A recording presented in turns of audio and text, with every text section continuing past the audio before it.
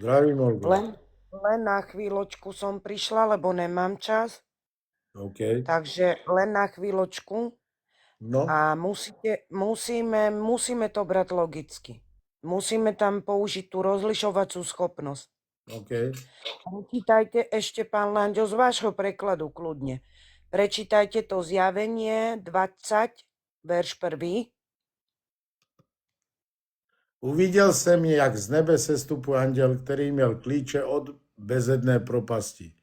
Ve své ruce... Stačí, pán Lanďo, stačí. No. No, my vieme, že tie kľúče od tej priepasti má iba Ježiš. Viem to aj biblicky podložiť. Před chvilkou dnes si přišla nahoru, jsem řekl, Olgo.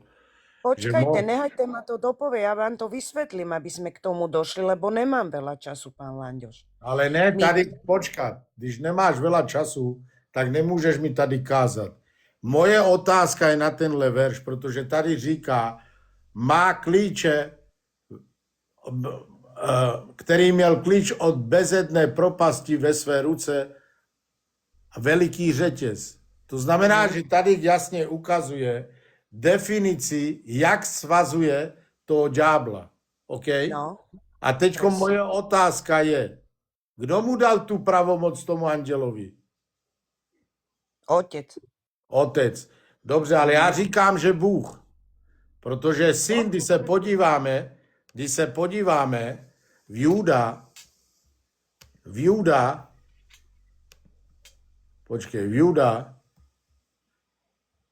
kde máme Judu? Tady. Juda 1, jo? A podíváme se tady.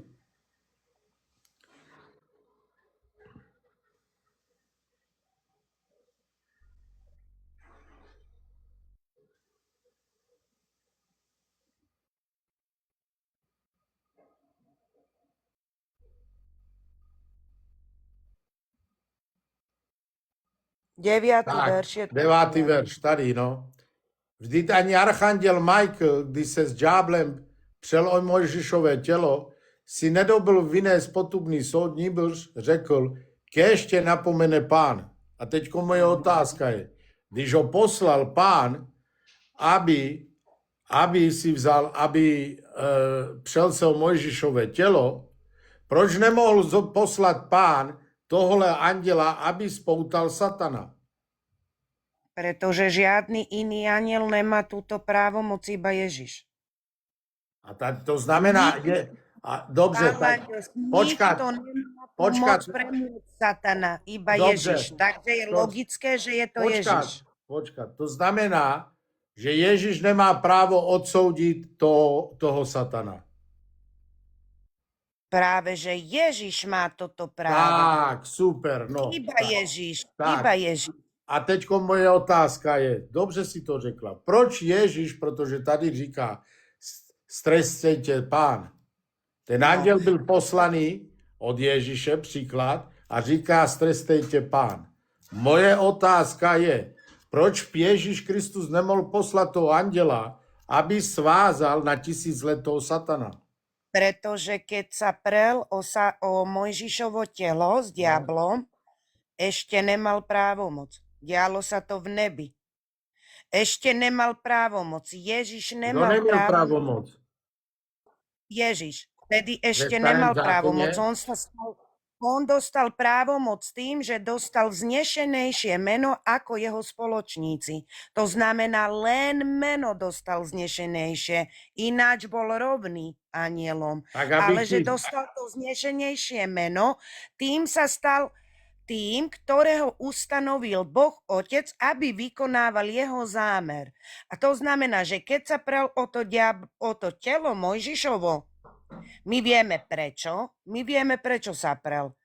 Ježiš sa vtedy neodvážil nad ním vyniesť súd, pretože nedostal tú právomoc. Bolo to ešte predtým, než Ježiš prišiel na zem a došiel to vznešenejšie meno. Ježiš. On dostal meno Ježiš na zemi. On ho v nebi nemal. OK, no, už ti rozumím, dobrý, súhlasím. Dobrý, počkaj. Nepôjdeme, teďko. Takže teďko už má pravomoc. Áno.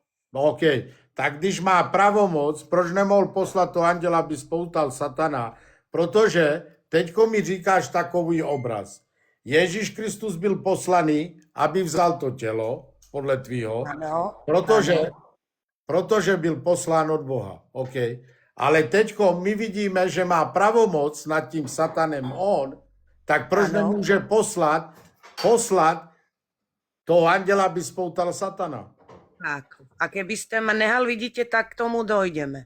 No. Takže keď sa pozorne, pán Lanďoš, keď sa prel je archaniel Michael o Mojžišovo telo so satanom, neodvážil sa nad ním vyniesť súd utrhačnými výrazmi, ale mu povedal, nech ťa Jehova pokarhá, lebo nemal právomoc. Ale už keď čítame Zjavenie 21, tak tam už má Ježiš právomoc, pretože dostal na zemi to vznešenejšie meno, ako jeho Moje otázka je, má už pravomoc nad tým satanem, nebo nemá? Už má. Okay, Preto proč? odsúdi práve Dobře, Ježiš. počkat. Proč potom, když má pravomoc nad satanem, proč nemohl poslat to anděla, aby spoutal satana? Teraz som To je vám moja to otázka. No Už nevysvetlila. keď čítate to Zjavenie, už je Ježiš oslavený, už je po mŕtvych vstaní, vzkriesený. Takže už tam tú právomoc má, preto Ježiš sám bojuje so satanom. Pán Lanďoš, logická otázka. Kto má tú moc nad satanom? Prosím? Kto má moc nad satanom? Kto ho uvrhne do priepasti na 1000 rokov, aby nezvádzal ľudí? Byl spoután. Ne, ale Anděl. kto má tú moc, Anděl. kto má moc ho uväzniť? Může mít anděl, protože Počkajte. V Biblii sa píše, že Ježiš premôže satana. Píše sa to? To ano, z ničího. To není spoutání, z ničího. Ne, Ne. ale to spútanie, Ne. to je duchovné, pán Lanďoš. Ne. Vidíte, zase Ne. necháte rozprávať. Ne. Pán Lanďoš, Veľký tam rozdiel. sa jasne píše. No. A videl som aniela zostupujúceho z neba, Mhm. s reťazou v ruke. A No. chopil draka Prahada, ktorý je Satan, No. a zviazal ho na 1000 rokov. No. My vieme, že to musí byť Ježiš, pretože len Ježiš príde teraz po súžení a Ježiš premôže satana a uväzní ho na 1000 rokov. To znamená, že není to doslovná reťaz, ale je to tá právomoc, ktorú Ježiš dostal, takže Ježiša skrátka, Satan prestane na 1000 rokov existovať. Po 1000-ročnej vláde bude Satan znovu prepustený, to znamená znovu vzkriesený, aby zvádzal ľudí a zvede mnohých, toľko ako je piesku v mori, je napísané. Pán Lanďoš, logicky, keď na to pôjdeme. Okay. Nikto z anielov nemá túto moc nad satanom, iba Ježiš. Okay. Ako je možné, že v Zjavení sa píše, že to je aniel? OK. Teďko moje otázka je, takže Ježíš Kristus má pravomoc nad satanem, to znamená, že ho môže zničiť, odsoudiť. Souhlasíš? Iba Ježiš, áno. Iba Ježiš. Super. Kdo ničí ohněm? Kdo má jenom tu pravomoc ničiť ohněm? Nerozumím, lebo veľa ich je, ktorí používajú oheň. Oheň je symbolické zničenie. Z nebes, když se používá oheň, kdo ho používá? No, to je symbolické zničenie. Tam sú použití veľa anielov, lebo aj keď čítame v Zjavení, tak Ježiš má svojich anielov potom. Ne, já se neptám na to. A posiela ich. Ještě jednou, kdo používá jako Sodoma Gomorra, když byla zničená? Ja som vám povedala, že je to veľa anielov, ktorí tu majú Takže Sodomu Gomoru zničil anděle? to právom nad týmto ohňom. Sodomu Gomoru zničil anděle? Ich je veľa. Sodomu Gomoru zničil. Anděle zničili. Áno, sám Ježiš tam bol. Anděle zničili Sodomu Gomoru. Áno, samotný Boh nemôže prísť. Samotný Boh je osoba, ktorá má sebe Svätého Ducha a ten Svätý Duch je neuveriteľná dynamická Počkať. energia. Halo, Takže sa klid, nemôže. klid. Už tady děláš veľký guláš.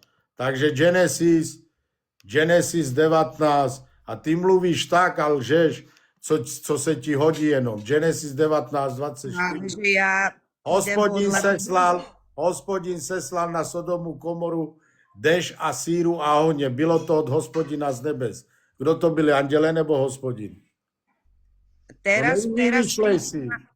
No, teraz príde na celú obývanú zem súženie. Ne, já se ptám teďko. Ty si řekla, No, že tak ja Sodomu vám Komoru. odpovedám. No. Hospodin zoslal na Sodomu a Gomoru tým, že poslal svojich synov a tí zničili Sodomu a Gomoru. Kde to Teraz pošle znovu Jehova Kde to svojich je, co anielov. tady mluvíš? Viete, že 7. trúbka teraz Ešte jednou, počkaj. znieva. Ne, Ale počkej. používa si na to svojich synov OK. Jehova. Teďkom ešte jednou. Hospodin poslal na Sodomu a Komoru oheň a síru. No, Kdo zničil Sodomu a Komoru? Anděli nebo Bůh? jeho synovia, anieli. OK, takže půjdeme na Amos. Dívejte, jakou gymnastiku bude vymýšlet. Amos 4:11. Takže to byli anděle. A ty za chvíli uděláš z Boha lháře. Dívej, jak teďkom uděláš z Boha. Ne? Tak uvidíme. Ja pôjdem stále Bibliou a stále OK, tak pravdivo. podívej se, zapni si turbo. 11. verš, Amos 4:11. Vyvrátil jsem vás, jako Bůh vyvrátil Sodomu, říká Bůh. Byli jste jako polone zachrá ohně a přece jste se ke mně nevrátili, je Hospodinův výrok. Tak Hospodin říká, vyvrátil jsem vás, jako Bůh vyvrátil Sodomu Komoru. Kdo to byli, anděle nebo Bůh? Anieli. No tak A viem to dokázať. Áno, ahoj. Tak vieš to. To sú tí lidi, vidíte,